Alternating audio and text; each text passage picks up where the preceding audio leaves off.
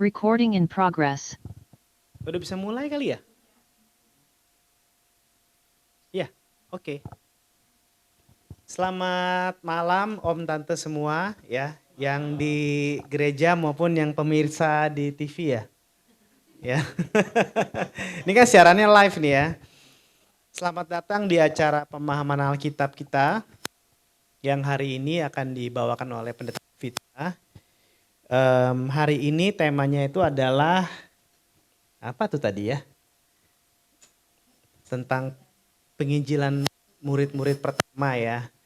Mungkin sebelum kita masuk nanti dalam acara kita, supaya kita bisa sama-sama lebih hangat ya, di luar kan hujan nih ya.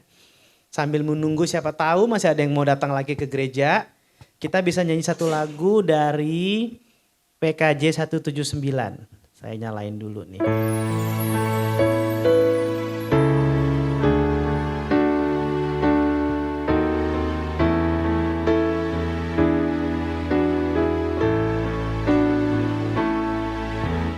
Kasih paling agung dari Tuhan, kini ku sadari di dalam hatiku.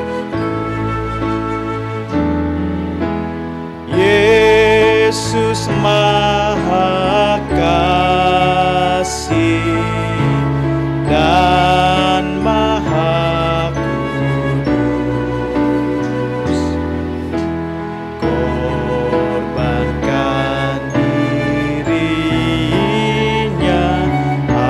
agar ku ditebus.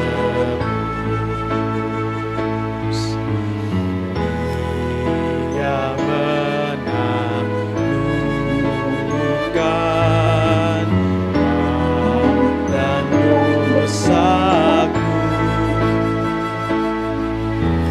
Dia memberikan segalanya untukku.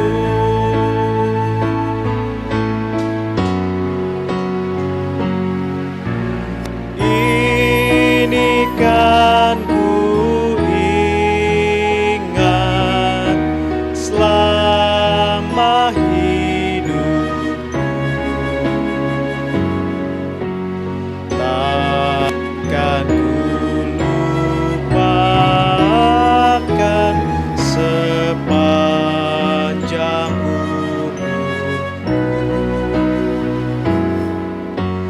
Kan ku beritakan sekelilingku dan ke ujung dunia sejauh kuatku. Apapun terjadi atas diriku, takkan ku lepaskan kasih-Mu Tuhanku.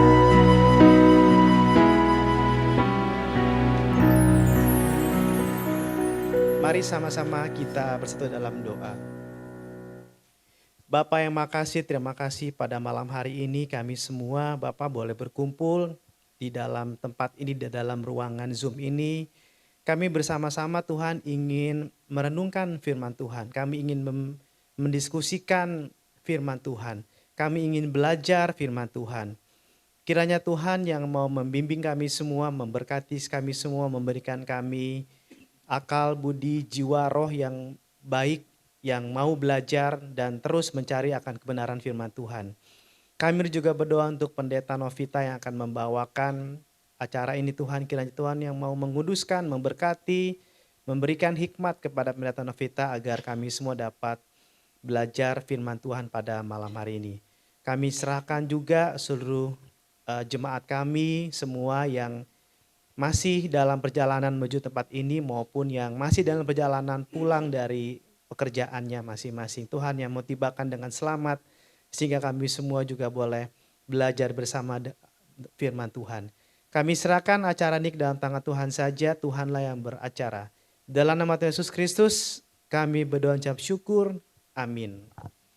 Om, Tante, sebelum kita masuk nanti di pemahaman Alkitab kita, saya mau ajak nyanyi satu lagu lagi ya.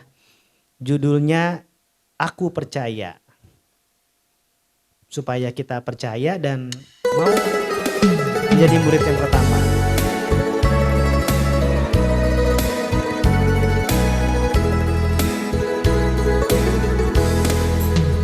Aku percaya Allah yang kekal, yang oleh sabda kita kenal, Bapa pencipta alam semesta, yang mengasihi manusia.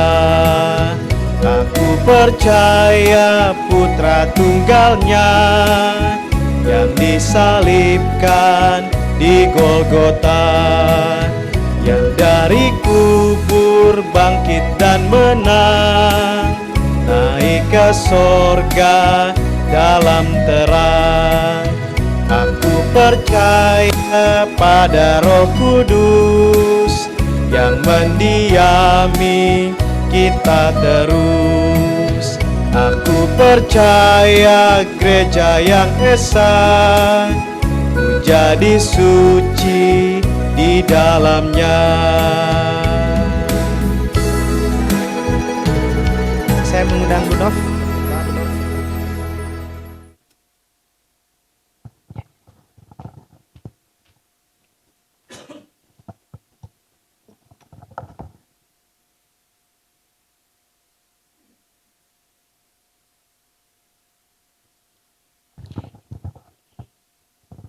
Ya, selamat malam Ibu Bapak yang ada di rumah atau di jalan dan Ibu Bapak yang ada di sini. Kita akan bersama-sama mempelajari kembali Alkitab kita, firman Tuhan yang berasal dari dalam kisah para rasul begitu ya.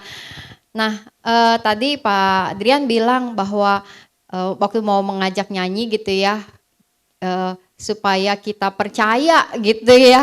Tadi dengan lagunya kita mau percaya bahwa Tuhan kita adalah yang punya kuasa, yang menciptakan segala sesuatu, dan kita adalah murid-murid yang juga mau terus belajar. Karena percaya itu tidak berhenti pada satu titik, tapi juga adalah sebuah proses kehidupan yang terus berjalan.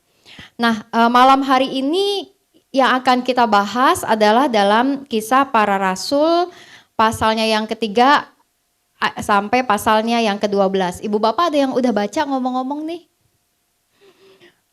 Langsung sekian pasal dikasih PR gitu ya. Mungkin ada yang baru diingetin oleh broadcast message nih pada hari ini langsung panik. Oh, kirain 3 ayat 12 gitu ya. Ternyata 3 sampai 12 gitu ya. Nah, jadi Ibu Bapak memang apa yang kita bahas di malam hari ini merupakan bagian juga lanjutan ya dari bulan lalu dan juga masih akan berlanjut di bulan yang akan datang. Jadi serial PA kita dari tahun lalu ke tahun ini adalah belajar melihat lebih dalam lagi kisah-kisah yang ada di dalam Alkitab gitu ya. Dan selama 3 bulan ini Januari, Februari, Maret kita membahas kisah para rasul. Nah, pembahasannya yang dilakukan oleh pengurus Kelker PA adalah seperti yang tertuang di layar ya, dibagi dalam 3 bagian dan setiap bagian adalah dibahas di 1 bulan. Nah, bulan ini ya atau hari ini kita akan membahas bagian tentang Injil diberitakan oleh para murid pertama ya. Itu yang menjadi temanya dengan tadi bahasannya dari Kisah Rasul 3 sampai Kisah Rasul 12 ya. Bulan depan akan bahas lagi lanjutannya. Jadi buat bulan depan PR-nya lebih panjang. Dari pasal 13 sampai 28 Ibu Bapak. Jadi dicicilnya tiap hari sampai ke bulan depan gitu ya. Nah, baik, kita akan bahas gitu ya tentang pemberitaan oleh para murid pertama ya. Kita akan coba lihat dulu apa yang dimaksudkan dengan istilah para murid pertama ya. Nah, Ibu Bapak, kalau kita bicara tentang murid pertama dari Tuhan Yesus, menurut Ibu Bapak siapa? Andreas gitu ya. Injil menceritakan memang Andreas ya, saudara Simon Petrus itu adalah murid pertama, setelah itu Simon Petrus gitu ya. Lalu kemudian Alkitab mengatakan bahwa kemudian Filipus gitu yang menjadi murid yang berikutnya, lalu Nathanael begitu ya, itu adalah versi dari apa yang dituliskan di dalam Injil Yohanes. Tapi kalau dalam Injil sinoptik dikatakan urutannya itu Andreas, Simon Petrus, lalu Yohanes dan Yakobus, anak-anak Zebedeus ya. Kronologi atau penulisan ini hanyalah tentang sudut pandang ya para penulis, tetapi ingin menceritakan bahwa mereka dipanggil oleh Tuhan Yesus. Oke, jadi kita tahu bahwa murid Tuhan Yesus yang pertama adalah Andreas. Lalu juga setelah Andreas adalah berapa belas orang? Berapa belas orang murid Tuhan Yesus pertama? Yang disebut rasul? Iya, aku ragu jawabnya, takut kejebak. Ya, para rasul 12 gitu ya, 12 murid Tuhan Yesus gitu ya, atau 12 rasul gitu ya. Walaupun kita tahu bahwa dari 12 murid pertama yang tetap kemudian menjalankan pelayanan sampai akhir dengan kesetiaan adalah 11, karena Yudasnya berkhianat ya. Gantung diri, benar ya, Bu. Siapa tuh? Bu Esther ya? Saur. Suaranya. Oh, Bu Saur. Ya, Bu Saur, Kak Saur. Ya, aduh ada guru skala minggu. Nah, mari kita lihat dulu Ibu Bapak tentang nama ke-12 rasul gitu ya, baik dicatat di dalam Matius, Markus, Lukas, dan juga bahkan di dalam Kisah Para Rasul ya, yang bulan lalu juga kita mungkin sudah mulai masuk ketika bicara tentang Pentakosta. Ada 12 rasul, 12 murid Tuhan Yesus pertama, kita sebut demikian gitu ya. Dan ini adalah daftar namanya. Ada Simon Petrus ya, sebenarnya namanya adalah Simon, Petrus adalah julukan nama yang diberikan oleh Tuhan Yesus gitu ya. Tapi demikianlah terkenalnya menjadi Simon Petrus. Lalu adalah Andreas saudara Petrus ya, Yakobus anak Zebedeus dan Yohanes saudaranya, lalu Filipus, Bartolomeus, Thomas, Matius pemungut cukai, Yakobus anak Alfeus, ya perhatikan ada 2 nama Yakobus di situ. Lalu ada Tadeus, ya tapi Tadeus ini jika Ibu Bapak melihat dalam Markus dan Lukas disebutnya Yudas anak Yakobus, itu orang yang sama ya, cuma penulisannya. Tadius Gunardi itu mantan penatua yang juga adalah murid Tuhan Yesus pada zaman sekarang. Hari ini nggak ada ya Pak Tadius Bulidianya. Ya, lalu Simon orang Zelot, lalu yang terakhir adalah Yudas Iskariot yang berkhianat, dan karena dia kemudian merasa menyesal lalu bergantung diri, dan akhirnya dalam Kisah Para Rasul diceritakan diganti oleh seseorang bernama Matias ya. Ini adalah nama ke-12 rasul atau nama 12 murid terdekat dengan Tuhan Yesus. Sekalipun kalau kita bicara tentang murid Tuhan Yesus tidak hanya 12 ini ya. Karena semua orang yang datang untuk belajar kepada Tuhan Yesus juga adalah pada murid-muridnya pada zaman itu ya. Ada ribuan orang yang datang untuk mendengar pengajaran-pengajarannya dan mereka juga adalah murid-murid. Tapi kita mengatakan murid Tuhan Yesus ada 12 gitu ya. Maksudnya adalah murid terdekat ya. Yang kemanapun Tuhan Yesus pergi maka 12 orang ini ikut dan disebut sebagai para rasul gitu ya. Nah Ibu Bapak saudara-saudara, kita memasuki kisah para rasul. Ya, sesuatu memang istilah yang menarik gitu ya kalau disebut kisah para rasul. Kalau bicara tentang kisah para rasul di dalam Alkitab, pertanyaannya adalah kemudian rasul yang mana? Ya. Menurut Ibu Bapak, atau jika Ibu Bapak sudah pernah baca kisah para rasul lengkap dari pasal 1 sampai pasal 28, berapa banyak dari 12 rasul ini yang namanya, ya, yang ceritanya dikisahkan gitu ya. Kan kisah para rasul gitu. Berapa banyak rasul yang kisahnya ditulis? Tebak-tebak buah manggis aja nih. Kalau bisa nebak, yang ada gereja boleh nambah misoanya ntar. Boleh bungkus kalau ada plastik. Yang di rumah kalau bisa nebak, ditepokin tangan aja sama kita di sini. Ada yang bisa nebak Ibu Bapak? Kira-kira dari 12 nama para rasul ini, berapa banyak yang ceritanya dituliskan di dalam kisah para rasul? Ya, Pak Adrian mau coba nebak? Oh, kelihatan.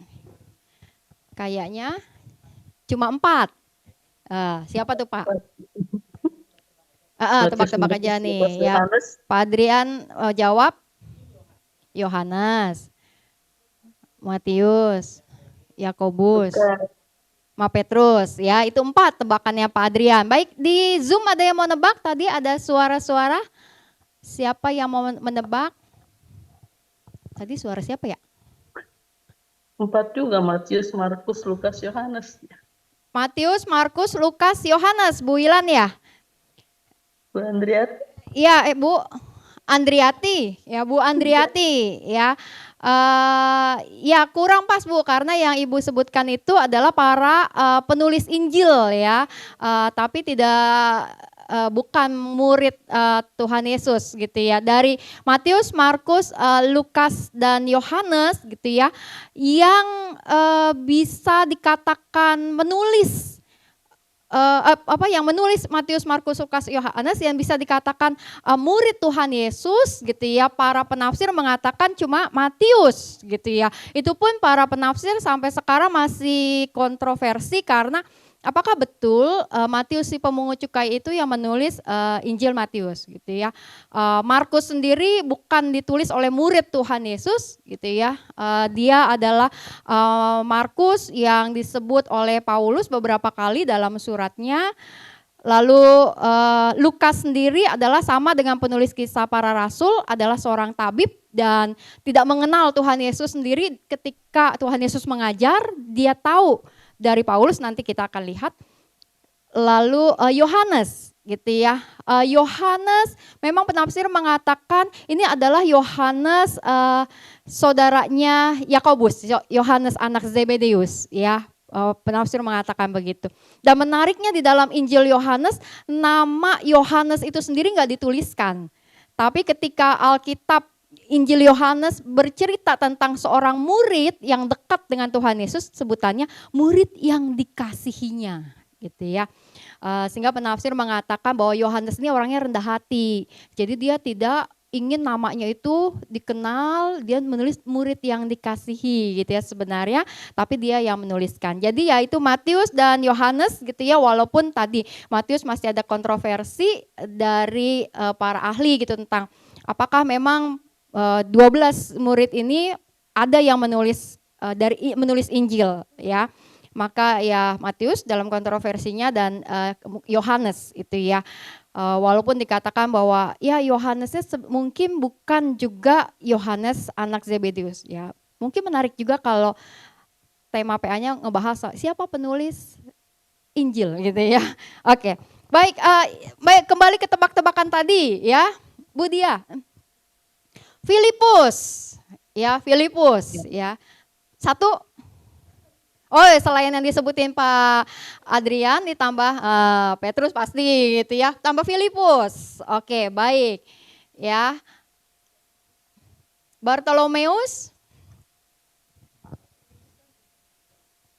Filipus di Samaria. Nah, ntar kita lihat nih, ntar kita lihat. Yang lain ada yang mau coba nebak? Siapa lagi yang kira-kira dituliskan kisahnya? Bu Natali, Petrus, 4. Petrus, Filipus, Yakobus, Filipus, sama Yakobus. Yohanes. Oh, oke, baik Bu Saur ya. Ya, Ya. makasih Bu Saur ya. Nah, Ibu Bapak berbicara tentang 28 pasal dari kitab Kisah Para Rasul, 12 nama murid Tuhan Yesus ini dituliskan semuanya di dalam Kisah Rasul 1 ayat 13. Di situ ditulis lengkap tuh 12 nama itu. Ketika bicara tentang murid-murid yang tetap setia berkumpul, coba kita lihat ya. Kita lihat ini bagian dari minggu lalu ya, tapi baik kita coba lihat ya sejenak. Ya, Kisah Rasul 1 ayat 13 ya. Boleh satu orang baca dari yang ada di gereja, Ibu Bapak?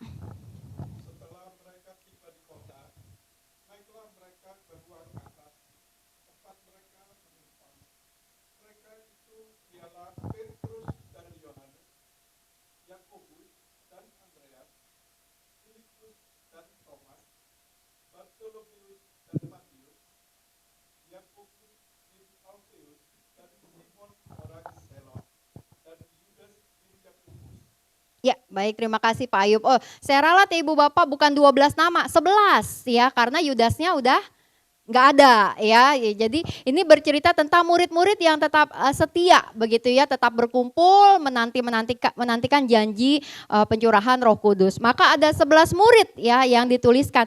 Namun Ibu Bapak, memang hanya dalam satu ayat itu gitu ya. 11 rasul gitu ya, walaupun kemudian menjadi 12 dengan penambahan Matias gitu ya. Hanya di ayat itu aja dituliskan gitu ya. Nah, lalu bagaimana dengan kisah-kisah yang kemudian ada? Rasul yang mana yang dituliskan ya? Nah, Kisah Para Rasul Ibu Bapak ditulis oleh Lukas. Kita tahu dia seorang tabib ya, seorang yang ahli menulis untuk seorang yang bernama Theophilus. Siapakah Theophilus juga tidak dituliskan identitasnya, berasal dari mana. Kemudian dia adalah seorang yang kaya, yang juga mau mengenal Tuhan Yesus gitu ya, yang menjadi murid Tuhan Yesus gitu ya dari proses penginjilan.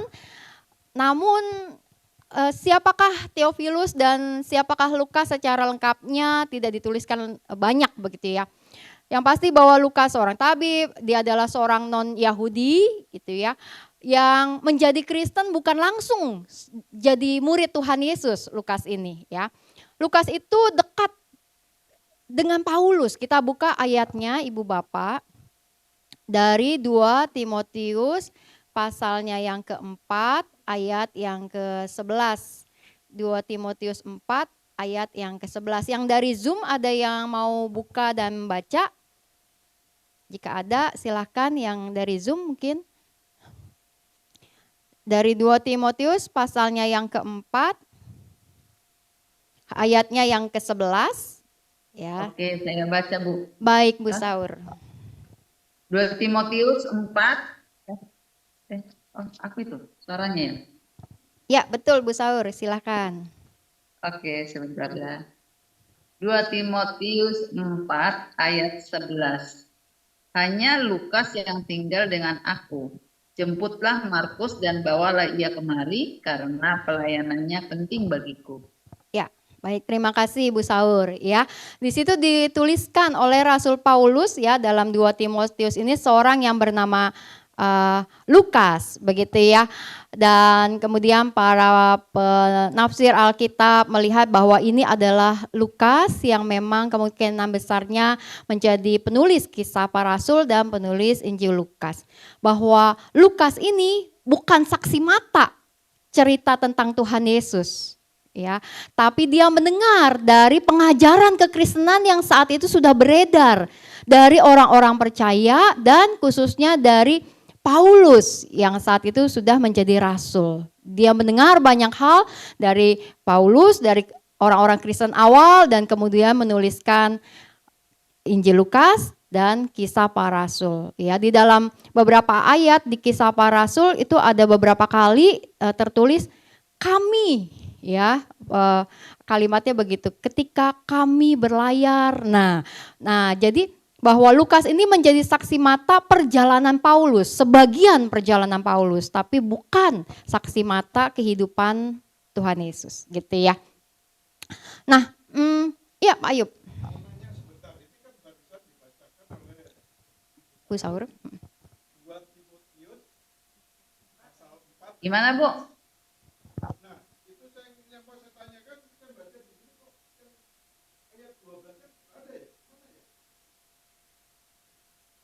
Di Alkitab saya sih ada Pak.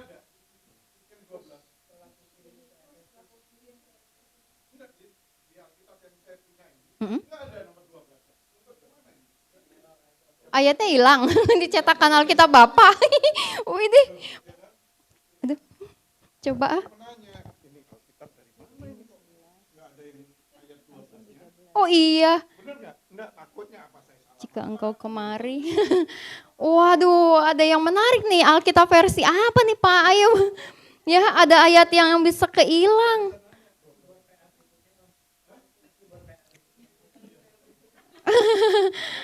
Oh iya, waduh nanti bisa lihat nih ya versi-versi cetakan Alkitab begitu ya. Oh dia Pak ayat iya, oh iya benar hilang, iya hilang. Ya, baik. Maaf Bu, tadi yang saya baca bukan TB2 ya, pakai TB Oh, iya. yang 1. Ya Bu Saur nggak apa-apa. Bunyinya kurang lebih sama TB lama dengan yang TB2 ini gitu. Cuma ini ada sesuatu yang menarik di gereja. Alkitabnya Pak Ayub ayat 12-nya nggak ada. Padahal Alkitab yang cetakan, yang printan gitu ya. Waduh mungkin tuh versi trial Pak. Menarik, langka nih Pak, langka justru nih Pak ya. Langka banget nih ya Alkitabnya. Baik, ya itu intermezzo ya Ibu Bapak. Tadi ada pertanyaan dari Pak Ayub yang Alkitabnya nggak lengkap gitu ya. Baik, nah jadi ketika bicara tentang kisah para rasul yang dituliskan oleh Lukas tadi ya, bahwa dia bukanlah murid langsung dari Tuhan Yesus. Dan kemungkinan besar dia kenal nggak dengan 12 rasul itu? Enggak ya? Kemungkinan besar enggak. Dia hanya tahu dengar dari cerita.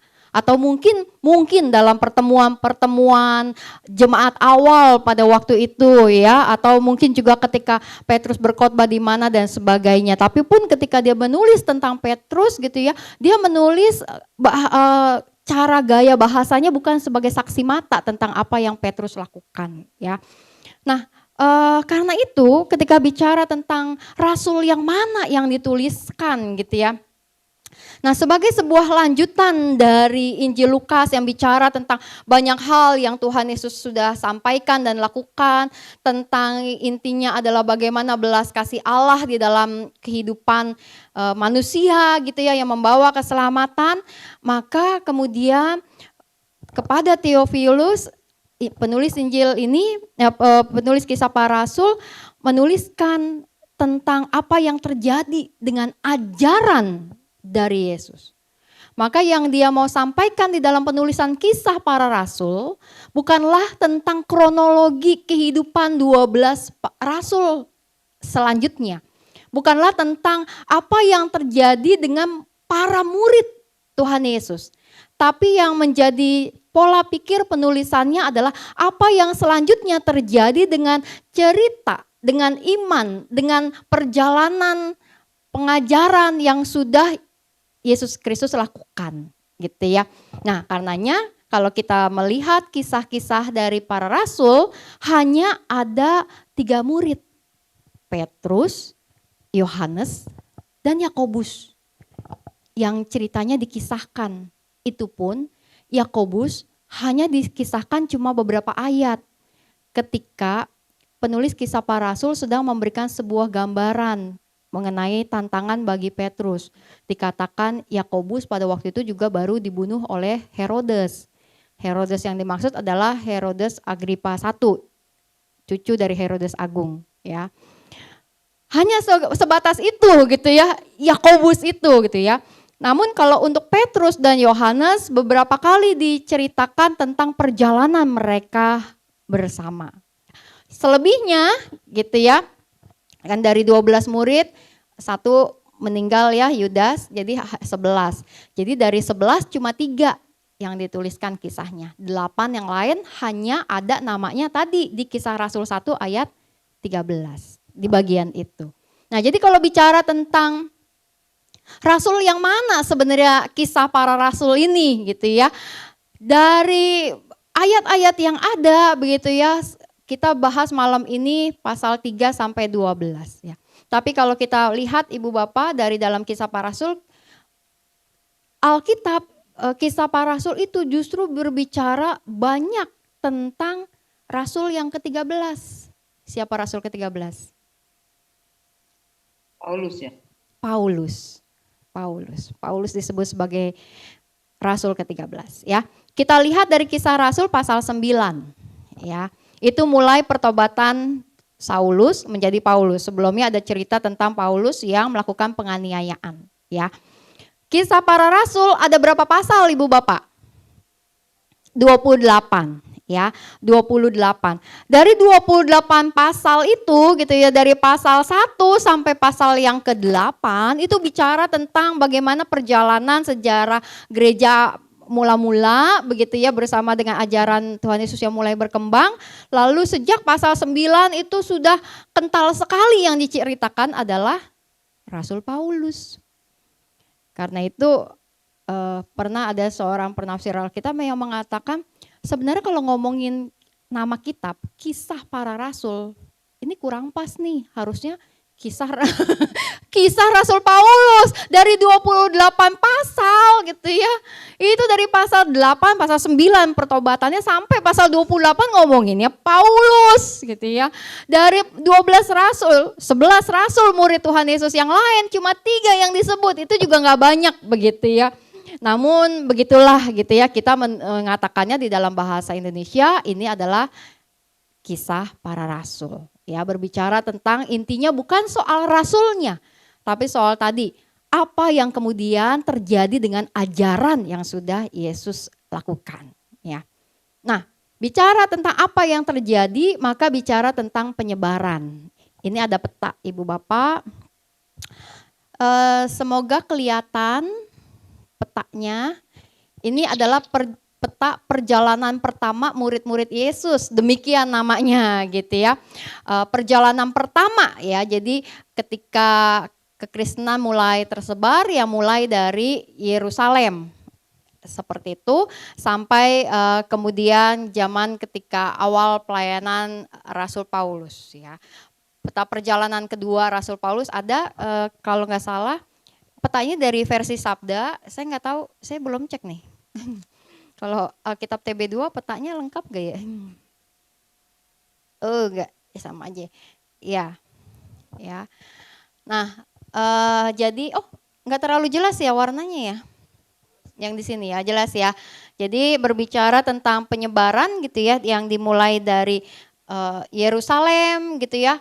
Lalu kemudian perjalanan-perjalanan awal dari Petrus sampai ke Lida dan Yope begitu ya. Lalu kemudian para diaken yang mulai tersebar ke Samaria begitu ya. Lalu kemudian sampai ke Kaisarea, Filipi dan sampai akhirnya ke Antioquia dan sebagainya. Dan di kota Antioquia lah kemudian mengikut Tuhan Yesus mulai pertama kali disebut sebagai orang-orang Kristen.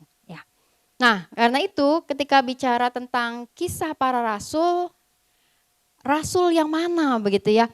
Rasul, 3 nama rasul yang disebutkan di dalam Kisah Para Rasul ini plus Rasul Paulus ya. Tapi intinya adalah bahwa Kisah Para Rasul ingin bercerita tentang apa yang kemudian dilakukan, apa yang diperbuat oleh para murid Tuhan Yesus, apa yang terjadi dengan penyebaran Injil.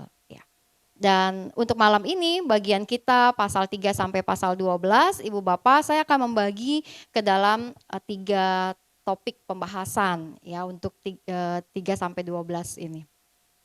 Yang pertama adalah topik tentang masa pelayanan yang baru bagi para rasul. Yang kedua adalah perluasan pelayanan dan penyebaran keluar Yerusalem. Yang ketiga adalah pendirian jemaat non-Yahudi. Ya, ketiga topik ini. Kita akan bahas satu demi satu dari ketiga topik ini. Sambil Ibu Bapak bisa dibuka-buka Alkitabnya dari Kisah Para Rasul pasalnya yang ketiga begitu ya. kita mau mengikutinya. Baik, bagian yang pertama, masa pelayanan bagi para rasul. Nah, bulan yang lalu kita sudah membahas pasal 1 dan pasal 2, bicara tentang penantian para murid, lalu tentang peristiwa Pentakosta dan bagaimana Petrus menggebu-gebu berapi-api kemudian membela apa yang terjadi begitu ya di hari Pentakosta itu, dan kemudian Alkitab bercerita tentang jemaat pertama ya yang mulai berdiri, banyak orang yang dibaptiskan ketika mendengar khotbah Petrus dan bagaimana cara hidup mereka ya, berkumpul bersama-sama begitu ya. Nah, lanjut di pasalnya yang ketiga, lalu Alkitab menceritakan bahwa ada kisah mengenai Petrus yang menyembuhkan seorang lumpuh di bait Allah, begitu ya. Dikatakan bahwa di tempat itu di bait Allah, ini konteksnya masih adalah tentang kota Yerusalem, masih tentang seputaran bait Allah. Jadi bahwa para rasul begitu ya, mereka masih menjadi orang-orang yang mengajar hanya di Yerusalem dan hanya di seputaran bait Allah itu. Ya, kenapa saya bilang hanya? Karena kemudian pada akhirnya melebar. Jadi ketika pelayanan itu awalnya dilakukan di Yerusalem dan khususnya di bait Allah.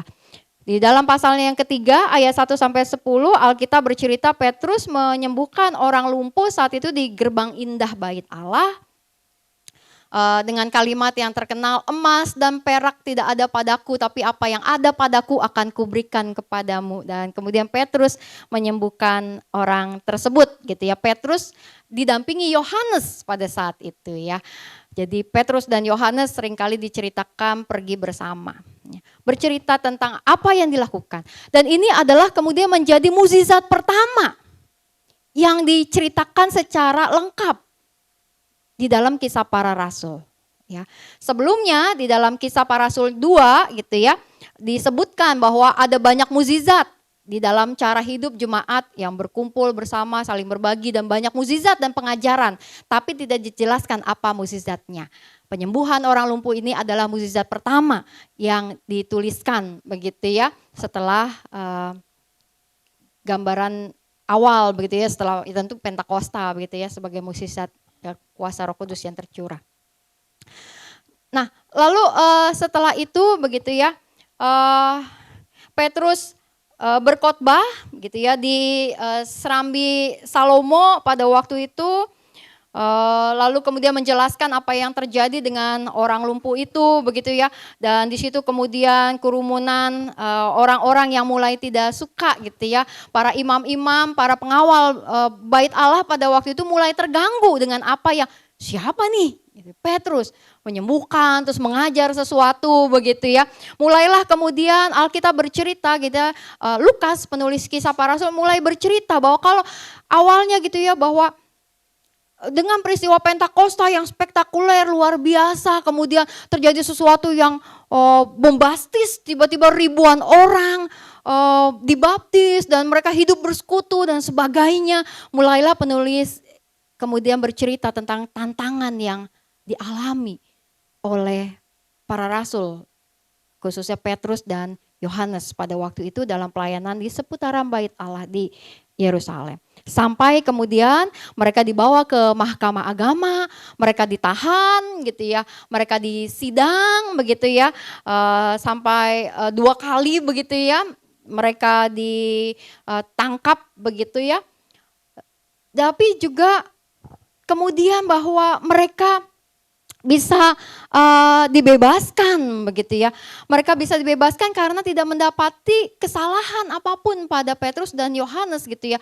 Bahwa orang lumpuh yang dipersoalkan kenapa bisa disembuhkan dan sebagainya ini gitu ya. Dikatakan bahwa ya dia udah orang dewasa yang ternyata juga bisa memberikan penjelasan begitu ya.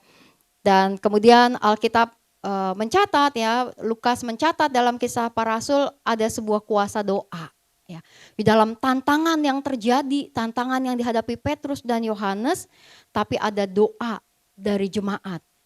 Dan kemudian peristiwa penangkapan Petrus dan Yohanes itu tidak membuat mereka berdua setelah dilepaskan itu menjadi gentar gitu ya, kapok ya, atau cari kotak kecil aja deh nih, kayaknya susah di sini gitu ya, atau jangan di bait Allah lah gitu ya, di pasar-pasar aja gitu ya. Enggak begitu gitu ya. Tapi Alkitab bercerita bahwa pada saat itu justru dikatakan, kita lihat Ibu Bapak dari ayatnya yang ke 31.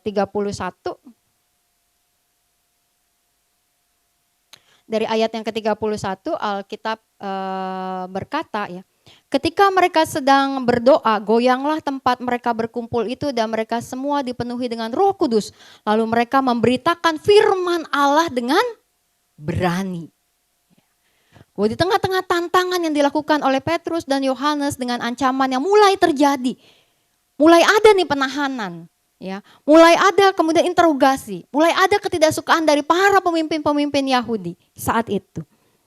Tapi mereka tetap bersekutu, berdoa bersama, dan bahkan mereka memperoleh kuasa Roh Kudus sehingga mereka kemudian memberitakan firman Allah dengan berani. Dan bukan hanya dengan berani, mereka tetap hidup bersama, berkumpul kembali. Alkitab kembali menceritakan ya, Lukas kembali menceritakan cara hidup jemaat. Ya, bahwa mereka hidup bersama, berbagi dan sebagainya. Tapi situasi yang mereka alami, berbagi, hidup bersama, hidup dalam kuasa doa itu tidak juga lepas dari tantangan. Kalau sebelumnya tantangannya dari luar, dari para imam, dari orang-orang yang punya kekuasaan di bait Allah dan tidak suka. Lalu kemudian Lukas menuliskan ada juga tantangan dari dalam ketika kisah Ananias dan Safira diberitakan. Ini nih ada nih dari dalam sendiri gitu. Orang yang menjadi bagian mereka, yang katanya mau berbagi bersama, tapi nyimpen buat diri mereka sendiri gitu ya. Bagi saya ini adalah sebuah kejujuran dari Lukas. Kalau mau ngomong kan, kenapa juga ditulisin, malu-maluin gitu ya. Kalau kita nulis sejarah, pengennya kan yang bagus-bagus aja. Atau kita nulis cerita tentang sesuatu kan pengennya yang bagus, yang inilah ya, yang hebat-hebat begitu ya. Ini kok ada kesalahan gitu ditulis gitu ya, kan malu gitu ya. Emangnya kenapa kok bisa lolos nih ada orang kayak begini gitu ya. Tapi demikianlah bahwa Alkitab bercerita dengan jujur bahwa di dalam lingkungan umat pun begitu ya, ternyata ada godaan yang bisa datang dari dalam. Ya. Nah, lalu kemudian Alkitab bercerita bahwa tidak gentar nih ya pelayanan yang dilakukan ya di Yerusalem pada waktu itu, tetap kemudian dijalankan, sehingga kemudian Alkitab mencatat banyak tanda dari Kisah Para Rasul 5 ayat 12, banyak tanda dan mukjizat dibuat oleh rasul-rasul di antara orang banyak. Tidak disebutkan siapa rasulnya, tidak disebutkan nama-namanya, tapi disebutkan bahwa rasul-rasul gitu ya. Jadi bahwa pelayanan yang dilakukan oleh murid-murid Tuhan Yesus, pengajaran-pengajaran itu terus dilakukan. Lalu terjadi penangkapan para rasul, dan menarik juga di situ gitu ya, ketika Alkitab bercerita tentang para rasul ditangkap. Di dalam bagian Kisah Para Rasul 5 itu ayat 17 khususnya tidak disebutin juga begitu ya. Kalau sebelumnya disebut Petrus ditahan, Yohanes tahan, ini enggak disebut, cuma dibilang rasul-rasul. Lalu kemudian tampillah Gamaliel pada waktu itu, seorang ahli Taurat yang akhirnya membela begitu. Dulu juga ada tuh yang ngajarin ajaran-ajaran di luar keyahudian. Ternyata bersama dengan waktu murid-muridnya tersebar-sebar juga, orangnya mati gitu ya. Yang ini udah deh kita biarin aja gitu ya. Biarkan mereka mengajar. Kalau emang ajarannya benar kan juga nanti kelihatan sendiri. Kalau nggak benar juga kelihatan sendiri gitu ya. Gamaliel membela mereka begitu ya.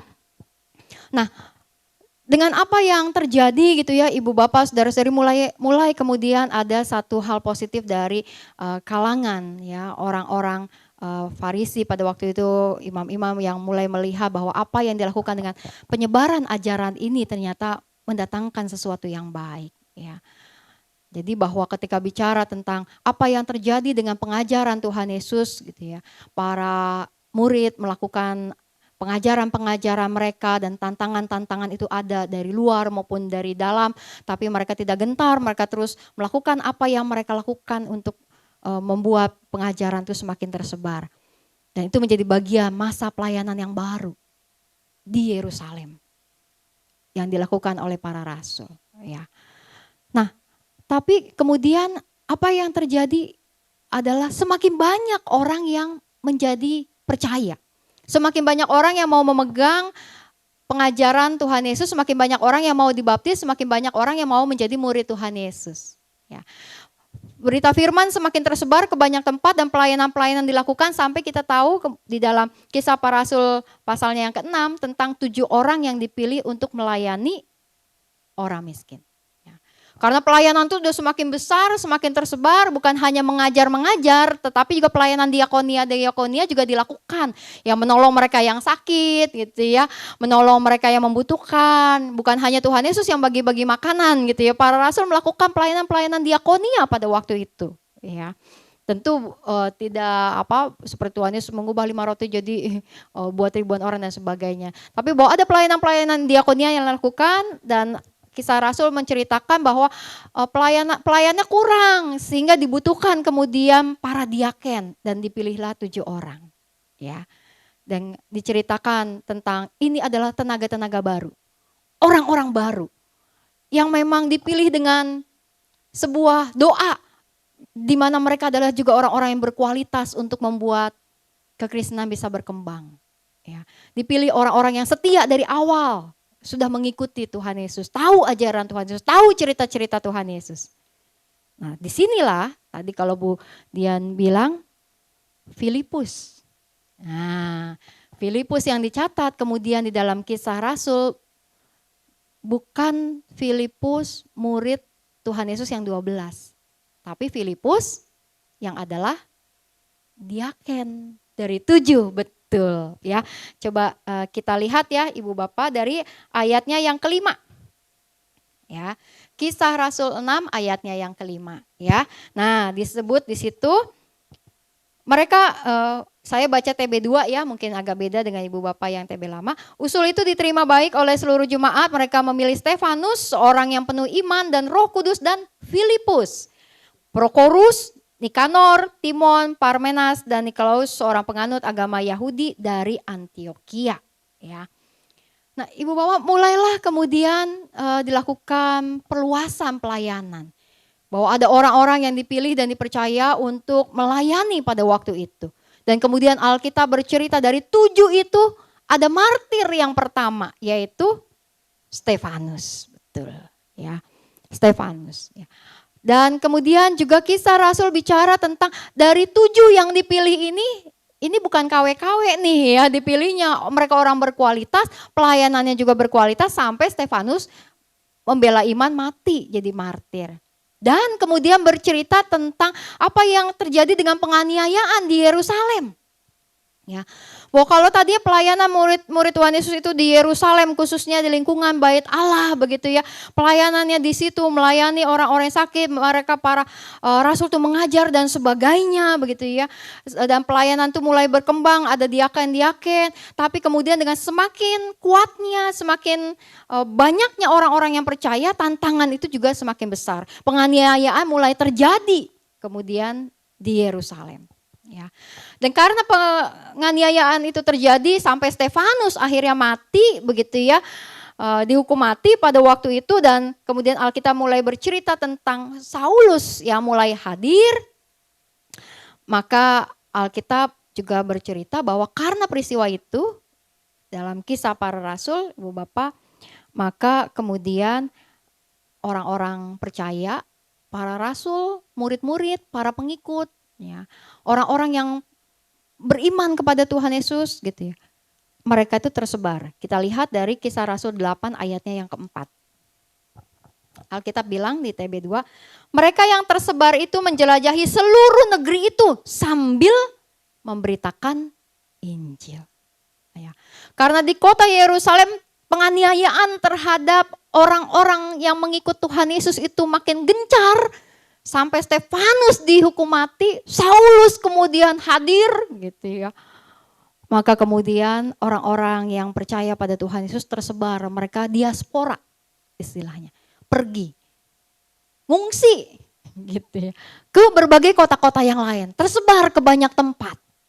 Sehingga bukan hanya di Yerusalem, dengan catatan pelayanan hanya masih bagi orang-orang Yahudi pada waktu itu.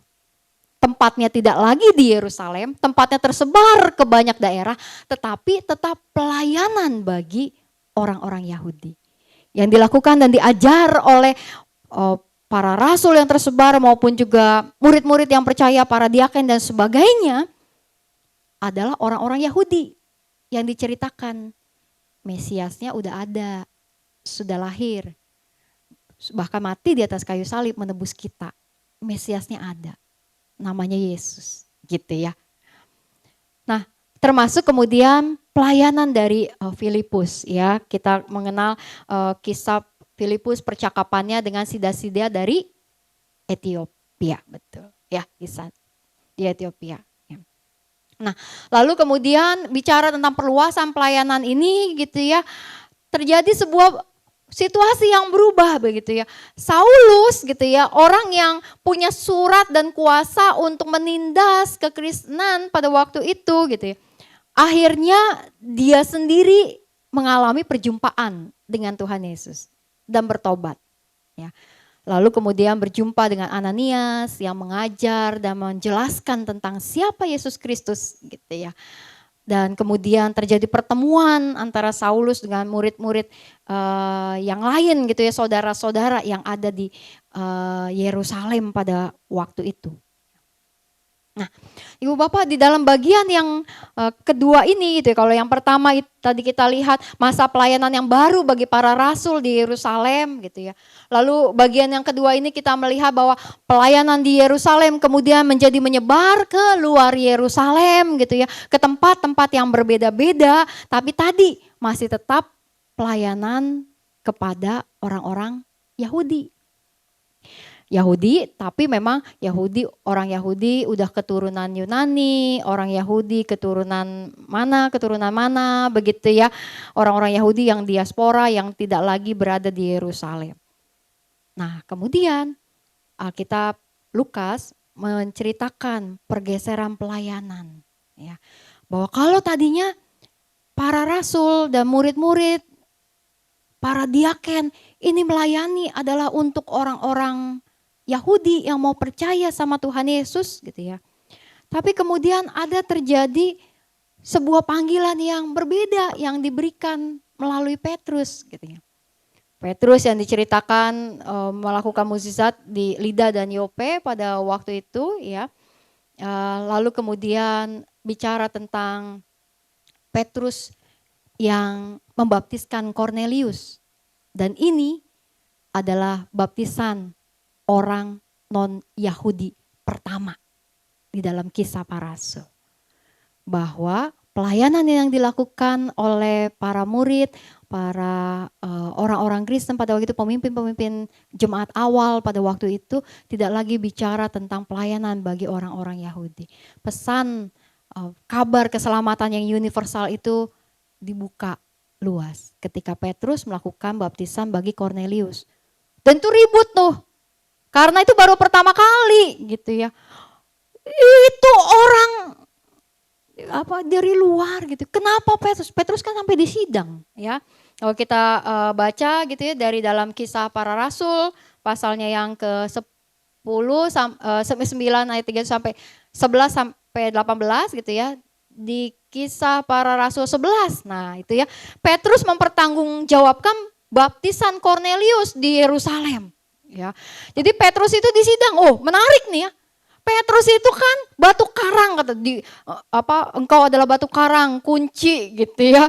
Gitu kuberikan kepadamu. Maksudnya dia pemimpin, dia rasul pemimpin.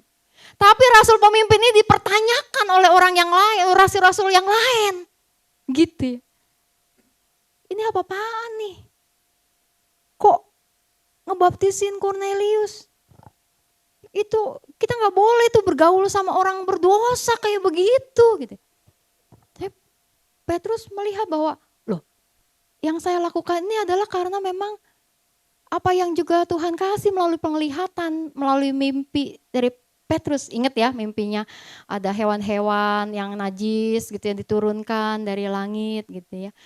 Dan bagi Petrus itu sebuah visi bahwa pelayanan atas nama Yesus Kristus Sang Mesias itu tidak bicara tentang orang Yahudi, tidak bicara hanya untuk lingkungan Yerusalem, tidak bicara tentang hanya untuk segelintir atau sekelompok orang. Tapi keselamatan itu adalah sesuatu yang universal, dibawa kepada orang-orang lain. Gitu ya. Dan mulailah kemudian pendirian sebuah jemaat pertama. Ya, kita mengenal begitu ya, bahwa di kota Antioquia kemudian gitu, kekristenan atau nama Kristen itu mulai ada gitu. Kita lihat dari Kisah Rasul 11 ayatnya yang ke-26. Ya. Kisah 11 ayatnya yang ke-26. Boleh satu orang yang di gereja bisa baca Kisah 11 ayat 26. Ya boleh. Siapa? Oh, Bu Rosita. Ya silakan.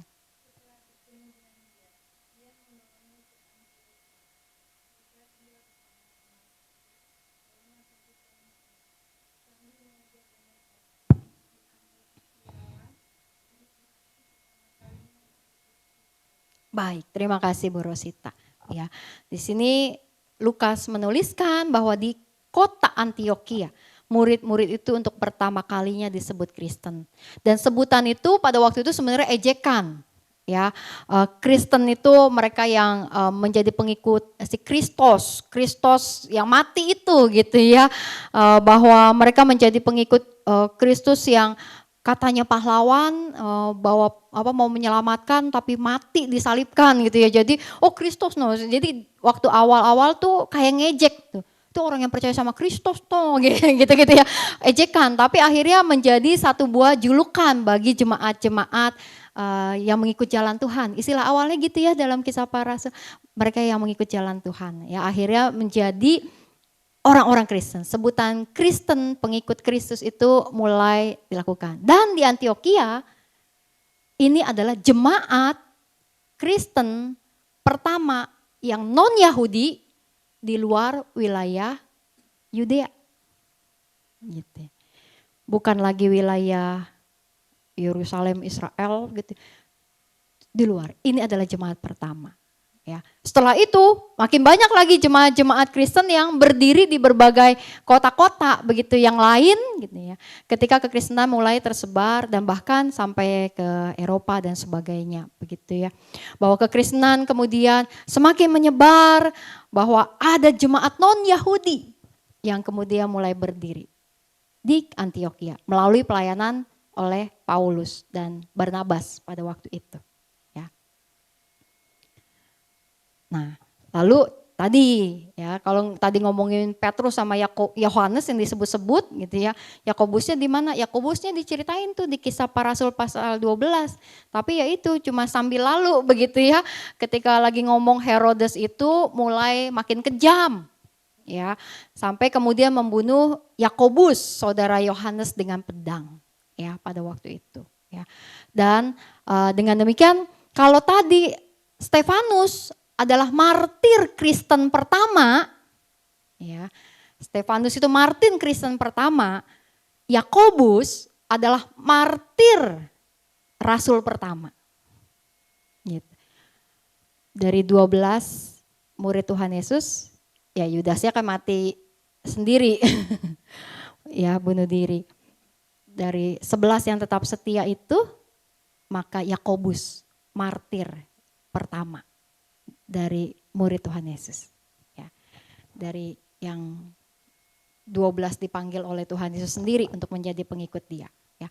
Dan hanya di situ tuh Yakobus disebut gitu ya, kemudian tidak lagi diceritakan. Karena tadi bahwa apa yang mau disampaikan di dalam Kisah Para Rasul bukan tentang apa yang dibuat dan dilakukan oleh 12 murid gitu ya. Tetapi tentang apa yang terjadi dengan proses keimanan, apa yang terjadi dengan pengajaran yang sudah dilakukan oleh Yesus yang kemudian mati disalibkan dan bangkit itu dan diteruskan oleh orang-orang yang percaya. Nah, dan kemudian berbicara tentang ya Petrus ditangkap, lalu kemudian Petrus yang lepas dari penjara dan diceritakan bahwa tentang Herodes yang mati pada waktu itu. Herodes Agripa I mati dan Herodes Agripa II anaknya yang kemudian meneruskan. Ya, jadi kalau bicara tentang Herodes dalam Alkitab kan ada banyak tuh ya. Herodesnya enggak satu. Herodes yang dari zaman sebelum Tuhan Yesus dilahirkan gitu ya, sampai kemudian ini itu ada 4 gitu ya. Setidaknya ada 4 nama Herodes. Nah, lalu kemudian selanjutnya dibahas di bulan depan. Pasal 13 sampai 28, lebih panjang lagi Ibu Bapak, jadi mulai nyicil ya bacanya. Ya, jadi mungkin 1 hari 1 pasal, jadi pas di bulan depan kita udah bisa melihat gitu ya. Nah, itu yang menjadi satu alur yang ada dalam Kisah Para Rasul 3 sampai 12. Berbicara tentang sebuah masa pelayanan yang baru bagi para rasul, lalu tentang bagaimana perluasan pelayanan dan penyebaran itu keluar, kalau tadinya hanya di Yerusalem, mulai keluar dari Yerusalem, lalu kemudian berbicara tentang keluar dari Yerusalem di berbagai tempat, di berbagai kota-kota, yang kemudian bahkan perluasan pelayanan itu terjadi kepada orang-orang non-Yahudi. Ya, kekristenan mulai banyak tersebar di berbagai tempat, dan yang selanjutnya dengan tulisan atau surat-surat dari Rasul Paulus, kita tahu bahwa Rasul Paulus kerap kali menuliskan surat-suratnya gitu ya kepada jemaat-jemaat Kristen yang backgroundnya bukan Yahudi, di kota-kota yang bahkan juga bukan berada di wilayah Israel. Ya.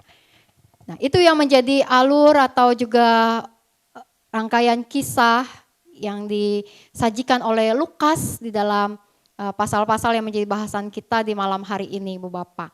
Nah, saya mau mengajak kita untuk diskusi dan sharing, ya, baik Ibu Bapak yang di gereja maupun Ibu Bapak yang ada di tempat Zoom, ya. Kalau menurut Ibu Bapak, ya saudara-saudari, bagian kisah apa yang berkesan bagi Anda di dalam bagian malam ini gitu ya. Bagian yang mana kisah yang berkesan untuk Anda, dan bagaimana kisah itu dapat menjadi penuntun hidup Anda, dapat memberikan sebuah pengajaran, memberikan sebuah insight, mungkin memberikan sebuah pengingat bagi Anda di malam hari ini, ya. Silakan, apakah ada dari yang di gereja atau yang dari Zoom? Ya, Pak Adrian, silakan. Pakai ini ya mungkin ya. Oh ya, oke, sebentar pakai mic. Makasih, Win. Thank you. Ya, silakan Pak Adrian. Mungkin yang saya berkesan tadi yang dibilang sama Bu Nov ya, bahwa salah satu penulis di Kisah Rasul ini kan Lukas. Satu-satunya Lukas, dan dia bahkan nggak pernah kenal Yesus, bukan murid juga, nggak pernah ngelihat langsung apa yang dilakukan, hanya dengar dari kekristenan yang dia dengar dari mungkin ajaran kekristenan itu mungkin ya. Dan itu mungkin bisa berlaku buat kita juga, yang mungkin nggak pernah ngelihat Yesus langsung juga. Kayak saya kebetulan jadi Kristen karena orang tua saya dulu Kristen, terus kecemplung di gereja, dan jadi dia tapi punya signifikan berkontribusi dalam penyebaran agama Kristen melalui melalui perannya dia sebagai murid Yesus, yang bahkan sebenarnya dia bahkan bukan murid pertama yang direkrut Yesus langsung gitu, maksudnya mungkin gitu kali ya. Ya, baik, terima kasih ya Pak Adrian ya, sharingnya buat kita begitu ya, menarik ya, sama kita semua juga ya, kita bukan saksi mata gitu ya, kita hidup zaman sekarang gitu ya, tapi kita adalah orang yang percaya melalui pemberitaan. Dan semoga kita juga bisa menjadi seperti Lukas yang bisa membawa sesuatu yang signifikan bagi generasi-generasi Kristen yang kemudian ya. Terima kasih. Baik, ada lagi Ibu Bapak? Atau beralih ke Zoom dulu, mungkin dari Zoom ada yang mau sharing Ibu Bapak buat kita di malam hari ini? Oma Endah ya? Ya, dinyalakan dulu mic-nya Oma, dipencet mikrofonnya.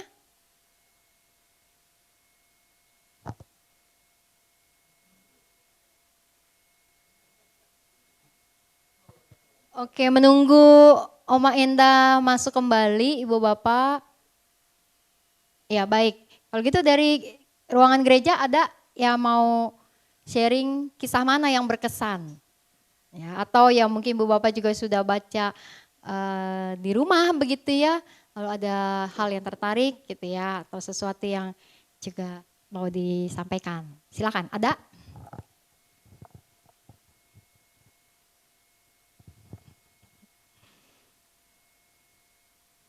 Ya, Bu Natali, silakan.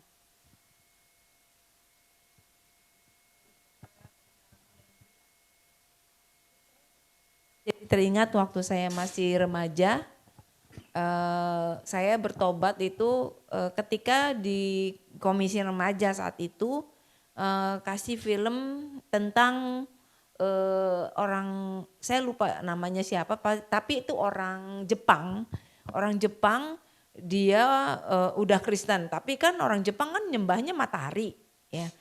Tapi karena dia udah Kristen, orang-orang dia suruh nyembah, dia nggak mau gitu kan, dia nggak mau karena dia udah menyembah Tuhan Yesus gitu.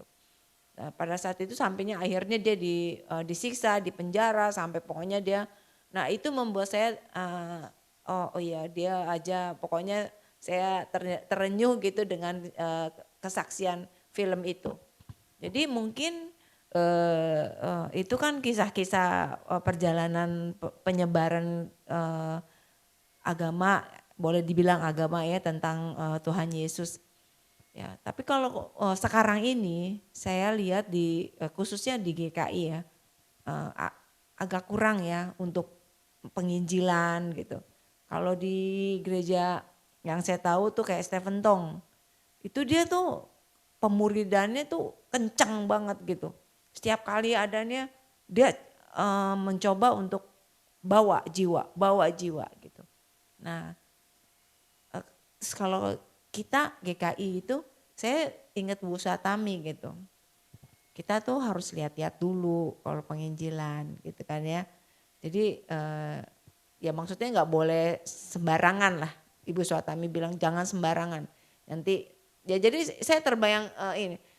Akhirnya kita pokoknya intinya kita mau menginjili dengan sikap, dengan itu bukannya menginjilin ayo ikut Kristus gitu. Nah itu jadi ya bagaimana maksudnya dengan GKI sendiri untuk menanggapi tentang penginjilan ini. Ada yang mau tanggapin? Dari Ibu Bapak? Gak ada? Nah kalau bicara tentang apakah GKI melakukan penginjilan atau tidak, saya yakin jawabannya pasti. Kenapa? Injil itu adalah kabar baik. Kabar baik dan di tata gereja kita juga dibunyikan begitu ya. Bahwa ada sebuah kabar baik yang Tuhan bawa ke dalam dunia gitu ya. Dan kabar baik itu yang sudah kita terima. Maka gereja adalah persekutuan yang sudah menerima kabar baik itu dan menjadi rekan sekerja Allah untuk membawa kabar baik itu ke dalam dunia gitu ya. Jadi kalau dikatakan apakah GKI melakukan penginjilan? Melakukan penginjilan, melakukan penyebaran kabar baik. Melakukan dengan berbagai cara, dengan pengajaran-pengajaran gitu ya, dengan proses pertemuan-pertemuan ibadah dan bahkan dengan karya-karya diakonia dan sebagainya gitu ya, dengan berbagai hal gitu ya. Mungkin kalau secara spesifik atau khususnya adalah kalau berbicara apakah GKI membuat agar orang-orang lain menjadi orang Kristen melalui yang GKI lakukan begitu ya. Nah disitulah kemudian yang menjadi sebuah pertimbangan bahwa yang kita lakukan adalah kita melakukan kabar baik, kita membuat orang-orang mengenal siapa Tuhan melalui apa yang kita lakukan, tetapi GKI tidak ambisius untuk menjadikan orang lain sebagai orang Kristen. Bahkan tidak ambisius untuk menjadikan anggota gereja lain anggota GKI. Gitu ya. Maksudnya kalau ada pernikahan agama, pernikahan beda gereja kan kita nggak bilang sama pasangan ngapain sih beda gereja, udah pindahin aja pasangannya ke sini gitu ya. Nggak begitu tuh modelnya kita gitu ya. Karena apa? Menghargai bahwa di dalam berbagai kehidupan gereja yang ada, bahwa setiap gereja punya cara dan juga kehidupannya masing-masing yang dihargai begitu ya. Jadi bahwa GKI tidak menargetkan di dalam program atau visi misinya begitu ya, ada banyak orang-orang Kristen di tahun 2024 2025 begitu ya, ada 1.000 orang Kristen baru gitu. Tidak itu yang GKI lakukan gitu ya. Tapi bahwa kita menghidupi penghayatan mengenai kabar baik yang memang kita bawa begitu ya, melalui banyak hal ya, melalui karya-karya tapi juga melalui ya pengajaran-pengajaran dan juga melalui banyak relasi dengan orang-orang lain begitu ya. Bahwa kabar baik itu tetap harus kita sebar begitu. Tapi membuat orang Kristen, nah itu tunggu dulu begitu ya. Tidak semudah itu untuk berbicara tentang GKI punya visi ke sana begitu, enggak begitu. Ya, seperti itu Bu Nat. Baik, Ibu Bapak, apakah Oma Endah sudah belum ya? Oh ya. Iya, baik Oma Endah, apakah sudah bisa menyampaikan sharingnya? Kami belum bisa dengar suara Oma di sini.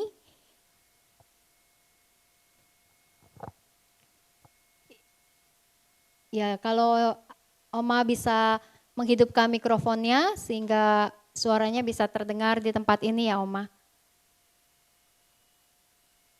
Oke, sedang proses. Ibu Bapak yang lain silakan jika ada yang juga menyiapkan diri untuk sharing.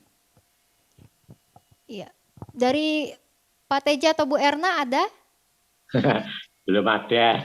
Oh, belum ada ya Pak. Ya, saya kira buka mic mau menyampaikan sesuatu Pak. Belum. Baik. Ya. Pak Teja sehat? Ya, berkat doa Ibu. Ya, puji Tuhan Pak. Ibu ada Pak? Ada, lagi Ya. dengerin juga. Oh ya, halo Bu. Bu, Ya, halo dari sini juga tuh Bu Erna. Masak apa katanya? Bu Erna masak apa katanya hari ini? Masak gado-gado. Masak gado-gado. Baik, Ibu Bapak yang lain mungkin ada. Oh ya, Bu Dan silakan. Mic-nya tadi, ya.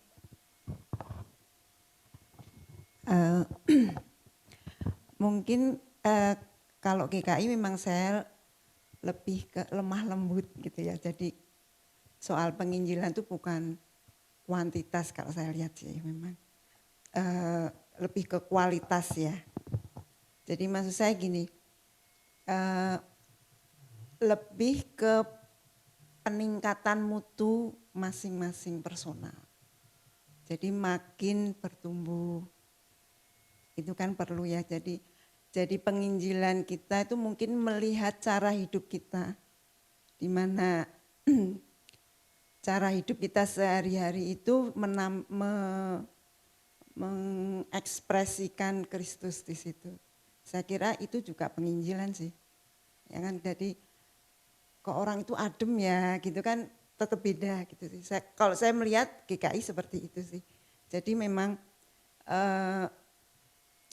iman yang lebih dewasa, jadi mendewasakan iman, terus pertumbuhan iman untuk personal. Jadi saya kira itu sih kalau GKI, bener nggak? Kalau saya melihat sih gitu, karena saya memang GKI dari kecil, tapi saya memang kadang mencari sumber lain gitu loh. Kadang memang kurang mantep gitu loh. Apa sih katakan? Cuman memang itu personal ya, masing-masing haus untuk kebenaran. Tapi itu kan memang kita mencari kebenaran yang lebih, itu kan kerinduan masing-masing. Cuman penekanan cara hidup yang menunjukkan ada Kristus di dalam itu juga pelayanan. Terima kasih. Baik, terima kasih ya Bu. Jadi bahwa bicara tentang bagaimana pertumbuhan iman, spiritualitas seseorang itu ya yang menjadi penekanan ya. Baik, terima kasih. Belum ya? Kalau tanya lain boleh Bu? Ya. Tadi Rasul yang Yohanes itu yang di Pulau Patmos itu bukan? Rasul Yohanes itu atau bukan? Kan itu tertua ya kalau dilihat, yang paling meninggal tua itu kan yang di Patmos itu ya. Itu Rasul atau Yohanes beda? Maksudnya dari Rasul ini gitu ya, 12. Yohanes murid Tuhan Yesus begitu ya. Iya. yang menulis kitab Wahyu. Ah, ya Ya, benar, benar. Pulau Patmos. Iya. Iya. Eh, penafsiran iya yang Gitu melakukan Yohanes ini gitu ya. Oh, oke, oke. eh Ya walaupun jadi kalau bicara tentang apa ya, bicara tentang kepastian penulis Alkitab begitu ya, di Perjanjian Baru kemungkinan sebagian besar tulisan Paulus yang bisa dikatakan ini asli, ini tulisannya Paulus gitu ya. Tapi sebagian yang lain itu memang debatable begitu ya. Jadi para ahli sampai sekarang tidak bukan tidak, belum satu suara gitu ya. Ini memang surat ini pasti ditulis sama ini dan sebagainya gitu ya. Tapi penelitian dan dugaan yang terbesar bahwa itu adalah Rasul Yohanes yang di Pulau Patmos gitu ya. Menulis dengan visi dan sebagainya gitu ya. Karena ya dia dibawa untuk dihukum pada waktu itu di pulau itu dan melakukan penulisan dengan simbol-simbol sehingga bentuknya jadi penyingkapan ya di dalam kitab Wahyu ya, seperti itu. Jadi memang kalau bicara tentang murid-murid Tuhan Yesus gitu ya Ibu Bapak, menariknya bahwa ya selain tadi kisah para rasul yang udah namanya kisah para rasul aja nggak menceritakan banyak hal tentang 12 ini gitu ya. Apalagi kalau bicara tentang surat-surat yang lain begitu ya. Jadi apa sih yang sebenarnya terjadi dengan mereka-mereka ini gitu ya. Nggak banyak gitu ya. Tadi ya bahwa Yakobus mati sebagai martir pertama dari Jadi ini rasul. ngomongnya di sini. Lalu ya. Oma. Maaf, ini tadi lowbat Bu. Jadi Oh, ya baik Oma Indah, nggak apa-apa. Sekarang udah terdengar suaranya. Silahkan Oma. nya Paulus ya, sama nggak dengan yang di sini Bu? Boleh diulang Oma sekali lagi? Itu Gamaliel itu kan gurunya Paulus ya Bu. Ya, Itu yang bicara di sini itu yang tentang dia bilang biar aja kalau pengajarannya sih nanti kalau nggak benar bisa hilang sendiri gitu. Itu yang bilang begitu tuh sama ya, Gamaliel sama betul. dengan Paulus, Ya betul Oma. betul ya? Ya, karena kan Paulus, ya Saulus ya sebelumnya kan ya memang dia juga seorang pembelajar Yahudi ya, dan Gamaliel guru besar pada waktu itu. Iya, itu. Oh, ada yang mau di-sharingkan Oma? Kesan tuh pada murid-murid tuh yang lagi ditangkap tuh ya sama orang-orang itu, dia bilang saya harus menurut sama manusia atau sama Tuhan gitu ya.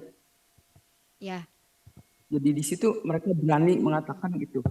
Yang ditangkap oleh itu tuh mahkamah agama apa tuh ya? iya. Yang dilarang nggak boleh menyebarkan ajaran tentang Yesus itu di Bait Allah. Iya, Oma. Jadi memang itu Petrus dan Yohanes ya yang waktu oleh Mahkamah Agama dilarang, nggak boleh nih gitu, apa nih nyebarin ajaran baru gitu ya. Lalu kemudian mereka bilang, ya kami harus lebih taat sama Allah daripada sama manusia. Maksudnya sama imam-imam dan para pemimpin Yahudi yang saat itu melarang mereka gitu ya. Jadi mereka mau lebih taat pada Allah untuk melakukan pengajaran pada waktu itu sehingga mereka tetap melakukan gitu ya. Walaupun ditangkap, disiksa, tapi mereka tetap melakukan. Itu berkesan ya buat Oma ya, Oma? Ya, jadi kan mereka tadinya kan takut ya, murid-murid itu kan jadi berani gitu. Karena Roh Kudus gitu ya, menguatkan mereka.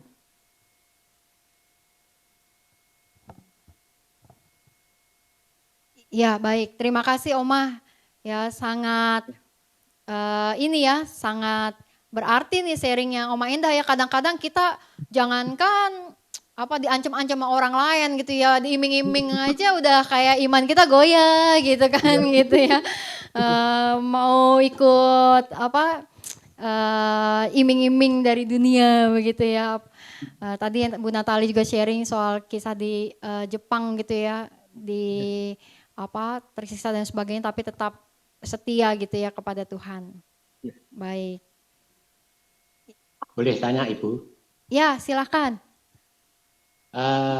di kalangan gereja Kristen selalu ada sistem persepuluhan. Itu Persepuluhan. jadi, Ya. lalu kita baca di Kisah Rasul itu yang Ananias dan Safira itu. Ananias dan Safira itu dia menjual tanahnya, sebagian dia serahkan ke Petrus, sebagian dia simpan. Itu oleh Petrus dikatakan harus diserahkan semuanya. Itu kalau riwayat di gereja kita itu bagaimana? Riwayat persepuluhan itu. Baik, Dokter Teja, menarik nih pertanyaannya. Persepuluhan aja kita nggak jalanin gitu ya. Apalagi kalau disuruh nyerahin semua begitu ya. Sebenarnya kalau dibilang harus menyerahkan, tidak harus menyerahkan, tetapi memang bahwa mereka hidup bersama dengan berbagi ya pada saat itu gitu ya. Dan apa yang menjadi kesalahannya mereka adalah ketika mereka bilang mereka sudah menyerahkan bagian mereka, mempersembahkan bagian mereka, tapi sebenarnya mereka mencuri gitu kan. Bukan mencuri, ya mencuri sih ya. Mencuri ya, bilangnya ngasih sekian tapi kemudian ngambil gitu ya, menahan ya gitu ya. Jadi ya berbuat curang gitu ya, berbohong gitu ya pada waktu itu. Tadi pertanyaannya apa? Itu kan Oh, permulaan dari Ananias dan Safira itu kan semacam menyerahkan miliknya ke Petrus untuk dibagikan ke jemaat yang membutuhkan. Lalu kalau sekarang budaya yang ada di gereja kita itu persepuluhan itu bagaimana? Itu kok bisa terjadi persepuluhan, kok tidak semuanya diserahkan ke gereja atau bagaimana? ya. Baik, terima kasih Pak Teja. Kalau seingat saya di bawah itu masih ada amplop persepuluhan ya? Betul ya Pak Penatua? Ya, ada amplop persembahan yang tulisannya syukur persepuluhan bulanan gitu ya. Masih ada gitu ya. Jadi memang di dalam di kita GKI Gading Indah dan juga mungkin kebanyakan GKI yang lain gitu ya. Persembahan itu penekanannya adalah sebuah ungkapan syukur gitu ya. Karena bentuknya adalah sebuah ungkapan syukur, jadi memang tidak dilakukan satu kewajiban persentase yang harus dijalankan begitu ya. Jadi ungkapan syukur ya tidak hanya 10%, bisa 20%, 30%, bahkan seluruhnya gitu atau bahkan kurang dari situ. Tidak melakukan satu kewajiban untuk itu. Namun memang di dalam Alkitab mengenai persepuluhan atau perpuluhan itu sendiri kan ada gitu ya dan diajarkan yang berasal dari perjanjian lama begitu ya, ajaran-ajaran di perjanjian lama. Jadi bagi saya karena persembahan itu adalah sebuah ungkapan syukur, begitu juga dalam pemahaman teologi liturgi GKI begitu ya, tidak ada sebuah ketentuan memberikan berapa persen kita kepada Tuhan begitu. Namun jika kita mau punya semangat untuk punya disiplin memberikan diri gitu ya, melatih itu kan sebuah latihan iman ya, latihan komitmen begitu ya. Melakukan persepuluhan itu juga sesuatu yang baik begitu ya. Tapi tadi bahwa tidak menjadi satu ketentuan begitu ya, tidak menjadi sebuah kewajiban gitu ya untuk memberikannya. Dan kalau bicara tentang ungkapan syukur begitu ya kan, dan kalau emang mau melatih diri komitmen gitu ya, bisa menerapkan 10% atau 20% atau bahkan 50% berapapun begitu ya, atau bahkan ya mungkin kesanggupannya baru 5% begitu ya. Namun bahwa apa yang dilakukan dengan persepuluhan sebenarnya kan ketika kita mengingat bahwa apa yang kita dapatkan itu berasal dari Tuhan dan kita mau bersyukur untuk itu. Dan mengingat ada orang-orang lain yang bisa juga terbantu yang Tuhan percayakan kepada kita untuk itu. Seperti itu sih Pak Teja. Kalau bagi saya sendiri, saya tipe orang yang memang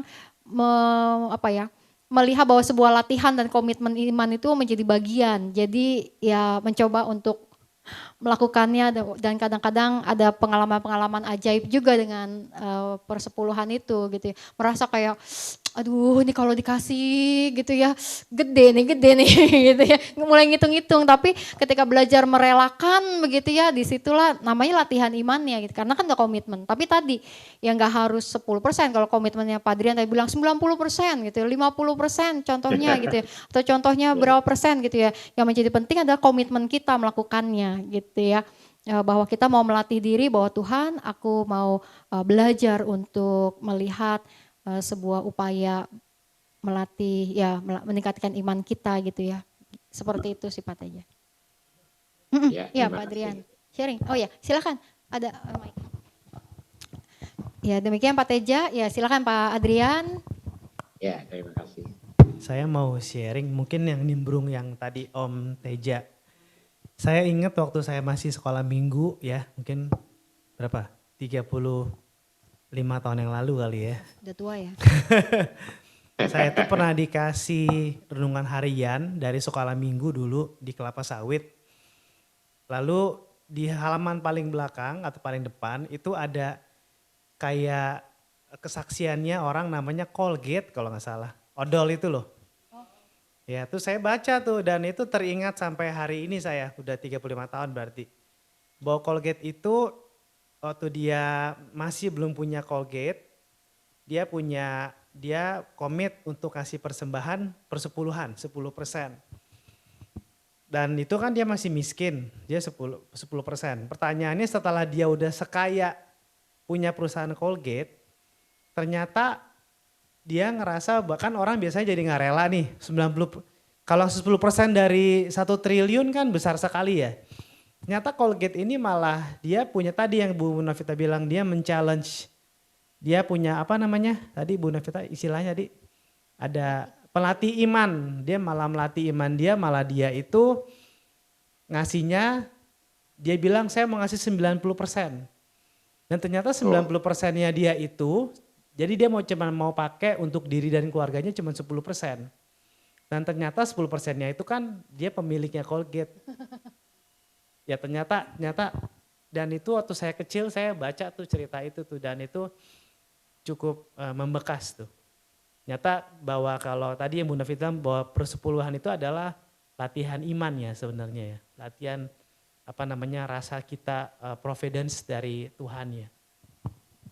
Jadi nggak harus 10%. Ya nggak harus, kalau bisa 100% gitu ya. Memberi untuk menjadi berkat buat orang lain kan yang memelihara Tuhan, memelihara kita kan Tuhan ya. Bukan pemberiannya gitu. Si pemberi itu yang memelihara kita ya. Kadang-kadang saya kalau bicara persepuluhan suka jahilin suami saya. Jadi kalau suami saya dapat, kalau di Alkitab itu ibu bapak persepuluhan itu dibawanya kemana? Ke rumah Tuhan. Diberikan ke kaum Lewi. Dibawa ke rumah Tuhan ke kaum Lewi. Kaum Lewi kan sekarang pendeta kan. Jadi saya suka jahilin tuh suami saya kalau suami saya kalau dapat rezeki, persepuluhan kaum Lewi, di rumah ada kaum Lewi. Saya diajarin kakak ipar saya juga. Sebenarnya kakak ipar saya kan pendeta juga kan kayak gitu. Persepuluhan mana di keluarga? Bercanda tapinya. Dapatnya 90% dong kalau di rumah. Baik, ya Ibu Bapak bercandaan aja. Baik, Kiam, Bapak Ibu, apakah masih ada lagi Ibu Bapak yang mau? Kita saya mau tanya. Pak Frans. Ya, jadi kalau dilihat dari Kisah Rasul 3 sampai 12 ini, kita melihat sepertinya orang-orang itu sangat powerful begitu ya.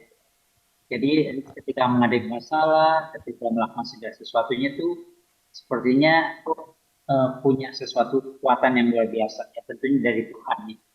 Nah mungkin teman-teman kita bisa memberikan satu tip-tip gitu, bagaimana kita sebagai jemaat Tuhan gitu ya, jemaat Gading Indah juga untuk bisa minimal mendekati gitu, jadi orang-orang yang powerful juga. Apa yang sebenarnya kita harus lakukan setiap hari sehingga kita bisa merasakan apa yang sebenarnya dirasakan oleh para Kisah Rasul itu dari sampai 12. Kira-kira itu. Tips untuk menjadi powerful. Ya bukan power, tapi setidaknya bahwa kita melihat hidup orang Kristen itu turun naiknya itu sangat tetap di dalam kontrol Tuhan dan kita bisa mengimaninya. Kan seringkali kita putus asa, seringkali kita mengeluh dan yang lain kira-kira.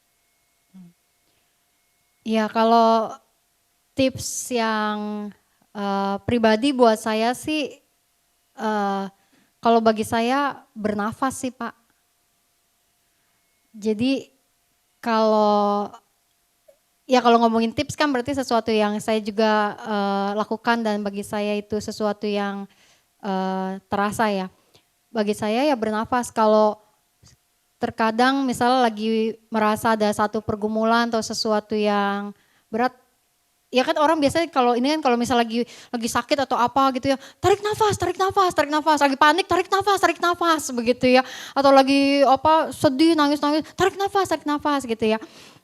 Dan saya menghayati bahwa bernafas, tarik nafas itu adalah cara membuat oksigen masuk ke otak kita lebih banyak gitu ya. Tapi juga secara penghayatannya bernafas tuh mengingatkan bahwa kita hidup dan itu karena ada Tuhan yang memberi kehidupan buat kita gitu Pak Frans. Jadi bahwa bagaimana kita bisa menjadi orang yang memiliki sebuah kekuatan atau semangat menjalankan kehidupan atau juga menghadapi pergumulan-pergumulan begitu ya. Ya bagi saya tipsnya satu, bernafas, tarik nafas. Karena saat kita tarik nafas, kita ingat lagi bahwa kita hidup, ada Tuhan yang memberi hidup dan karenanya Tuhan itu juga memelihara hidup kita gitu. Itu sih Pak Frans. Oke, terima kasih. Iya Pak, sama-sama. Dan kalau bicara tentang sesuatu yang teologis, itu kan teologis karena ya Alkitab bercerita kenapa kita manusia Adam ini hidup ketika Tuhan memberikan nefes, ya nafas itu, memberikan kehidupan itu dengan nafas gitu. Itu baik. Ada lagi? Suami saya angkat tangan. Oh, garuk-garuk kepala. Oh, udah minta pulang. Masa duduknya di belakang pas di AC soalnya.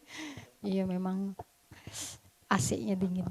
Baik Ibu Bapak, ya jadi demikian bicara tentang kisah para rasul sebagai sebuah kitab yang Lukas tuliskan bahwa siapa rasul yang dimaksudkan, maka berbicara lebih banyak tentang Rasul Paulus. Namun yang akan kemudian bulan depan kita bahas, namun apa yang menjadi inti dari yang ia sajikan bukanlah soal siapa orangnya, tapi apa yang terjadi dengan peristiwa pengajaran yang sudah dibawa oleh Yesus Kristus dan kemudian terlihat bahwa itu menyebar ke berbagai tempat gitu ya dengan cara-cara yang ajaib. Ya baik, terima kasih Ibu Bapak di malam hari ini. Terima kasih untuk Erwin, tim teknis bersama kita di sini dan Ibu Bapak yang sudah mengikuti dari tempat Zoom yang sudah ada dan Ibu Bapak yang sudah hadir bersama kita di malam hari ini. Kita mau tutup ya PA kita. Oh ada apa pengumuman? Oh nanti ya, doa dulu ya. Baik, mari kita tutup di dalam doa. Ibu Bapak, kita berdoa. Tuhan yang Maha Kasih, kami datang ke hadapan hadirat-Mu, kami kembali membaca, merenungkan, melihat, mempelajari, mendalami apa yang tertuang di dalam Alkitab, khususnya bagian dari kisah para rasul 3-12 di malam ini. Ada banyak hal yang perlu terus untuk kami pelajari di dalam kehidupan kami dari firman-Mu. Dan biarlah kami terus menjadi murid-murid yang memiliki sebuah keberanian, sebuah semangat, dan bahkan juga memelihara panggilan untuk terus belajar dari Engkau dan menjalankan pengajaran itu dalam kehidupan kami sehari-hari. Berkatilah ya Tuhan setiap kami dimanapun kami berada pada saat ini, baik Ibu Bapa yang berada di ruangan Zoom maupun kami yang berada di ruang gereja maupun yang akan mengikuti rekaman ini nanti.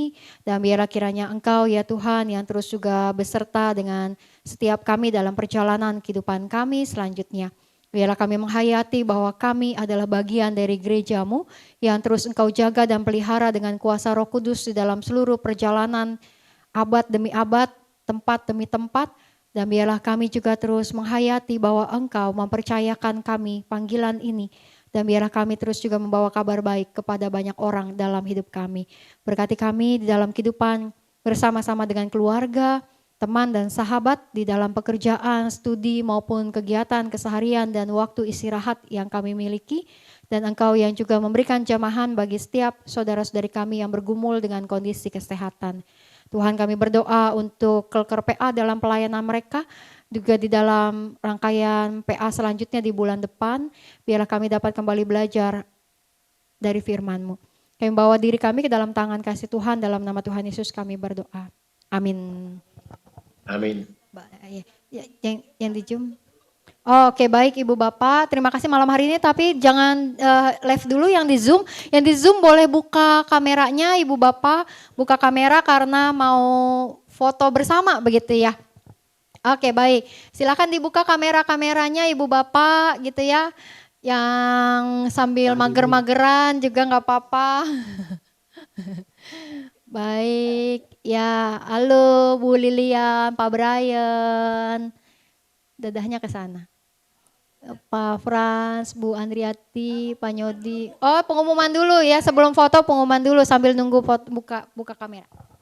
Bapak Ibu yang di Zoom dan yang di online onsite di sini, bulan depan di bulan Maret ini adalah PA kita terakhir untuk periode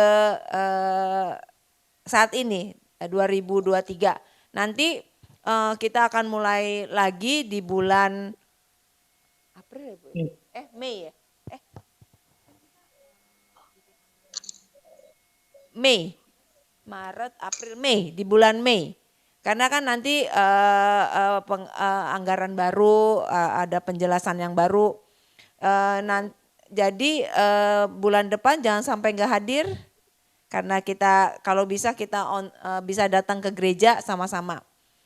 Itu pengumumannya ya, bulan depan tuh masih Kisah Para Rasul, pendetanya Pastira ya. Bapak Yudian nggak hadir. Nanti Tanggal Pak 7 ya? Ya, tanggal 7 Maret ya Pak. Ya, terima kasih ya. Oke, yuk kita akan foto sama-sama ya.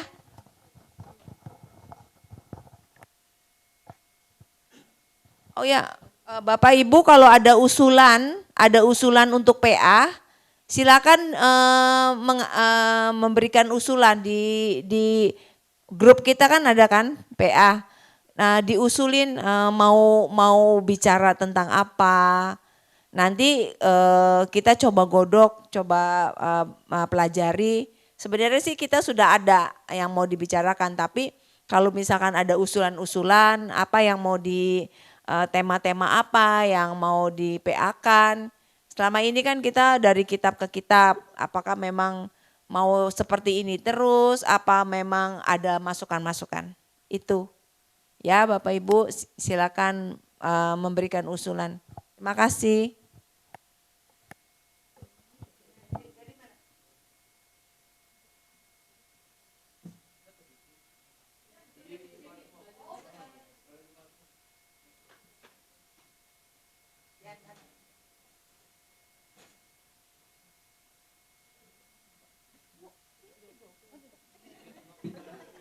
Atau